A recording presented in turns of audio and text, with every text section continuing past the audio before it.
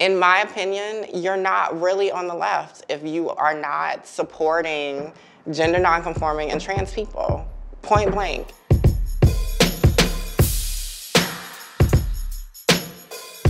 Today on Between You and Me, I talk to Raquel Willis. She is the executive editor of Out magazine and the first transgender woman to hold that spot. Do you feel like a pioneer? I have not really had a chance to think about that. I think for me, it's really about making sure that I'm in a position to create a place where people can elevate the voice that they want to elevate. And that isn't any different for me as a trans woman in this role, right? A Black trans woman in this role. I want us to be talking about people who are incarcerated. I want us to be talking about people living with HIV and AIDS in a different way. I want us to talk about trans and gender nonconforming and non-binary people and people of color and all of these different marginalized parts of our community that have never had access to a platform like this. So this is a win, really, for all of us. Everyone, I think, knows you publicly as this kind of activist and sort of the way that you're very outspoken about a lot of issues, but your upbringing was so different. I mean, you grew up in a relatively strict Catholic household in Georgia. Tell me a little bit about how your upbringing shaped your journey. So I grew up, obviously, in the South with a Black family, and we were very traditionally Southern and also Catholic, and so there was a lot of struggle for me in figuring out how I was going to navigate the world as a budding transgender girl at that time. And so it took a lot of work, a lot of conversations with family, and I'm happy to say now, you know, I think we have all kind of grown on this journey together.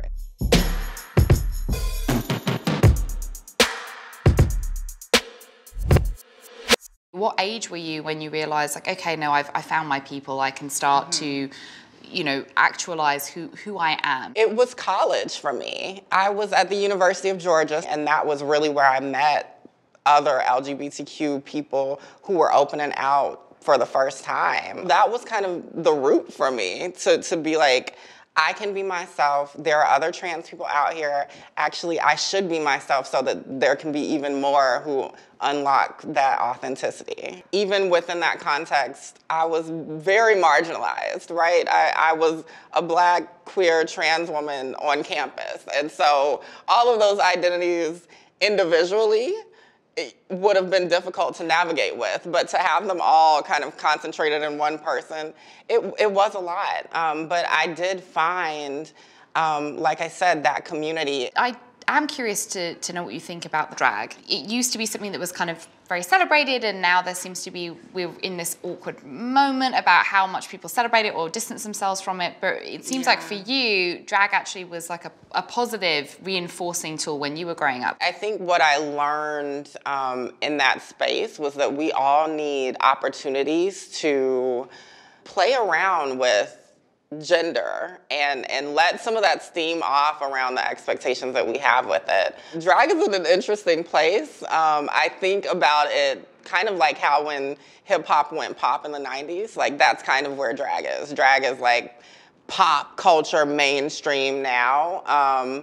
And I also think that, you know, people have their reservations about that, but I think there's something interesting about how it ties our community together in terms of performance and all of these different things, and how it's also tying in more and more people who are not actually in the LGBTQ community.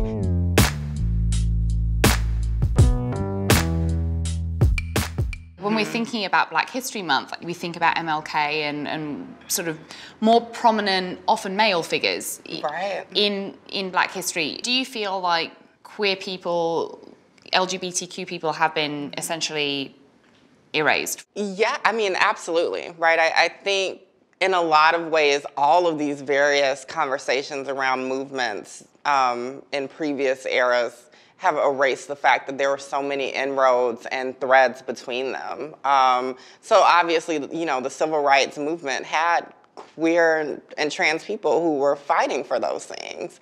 The women's movement had queer and trans people who were fighting for those things, even if they were kind of sidelined. I do think that the way that we kind of silo those conversations is problematic. Do you feel like there is still a ways to go amongst LGBT, outlets, media, to be a bit more inclusive to transgender issues and transgender people? Absolutely. I think what we have to be clear about is the context. And like many industries where LGBTQ people have some type of presence or a voice, for decades, it has been dominated by a particular voice. It's been dominated by white, cisgender, gay men, often wealthy, who have a particular lens of the world, right? And we have to be very clear about that. There are so many forces trying to separate our community. And a lot of it is based in trauma. A lot of it is based around folks who have been erased or felt like if they had to share space with people of other identities, then that diminishes the story that they have to tell. And that's not true. I think there's a space for every part of the LGBTQ initialism to work together and really present something that is that complex tapestry that has always been there. I'm so excited, particularly for Out and our March issue, which will be elevating all of the amazing women and non-binary femmes who have been doing amazing work and who are doing amazing work now. And so it's kind of revolutionary because it will be our first issue that is led and written and edited and styled by women and non-binary femmes. Are you comfortable with the blurring of, journalism and activism? I am, and I also think that context matters, right? So I think it's about being very clear about the story that you are trying to tell.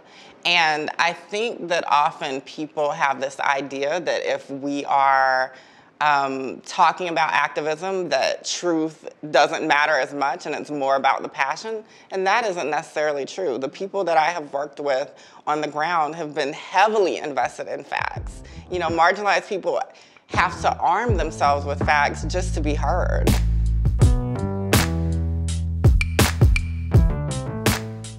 In America, we view kind of conservatives as anti-trans or not particularly accepting in a lot of ways, and liberals as much more accepting and tolerant. Is that always the case in your experience? Like, are liberals always accepting and progressive and tolerant? I don't think that that's the case, and I struggle, with the term liberal. I consider myself a leftist. In my opinion, you're not really on the left if you are not supporting gender nonconforming and trans people.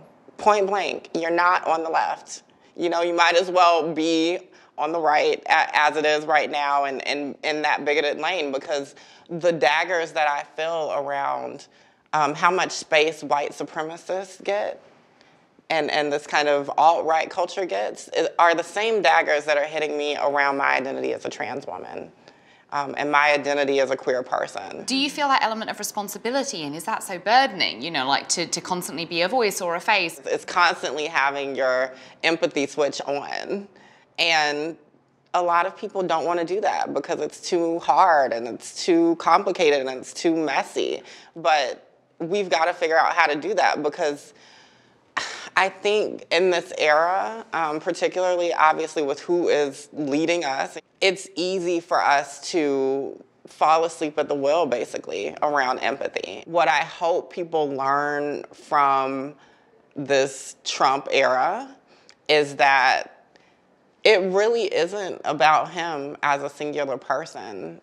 It's about the systems that he represents. The ways that white supremacy and the patriarchy and homophobia and transphobia and ableism and religious intolerance, all of these different things are being bolstered up by him. He didn't start them or create them. They were already here and they will be here when he's out of office. So when we get to 2021, when the next president comes into office, how are we going to hold that person accountable? How are we going to continue to hold whoever is in our leadership accountable moving forward? Those are the real questions.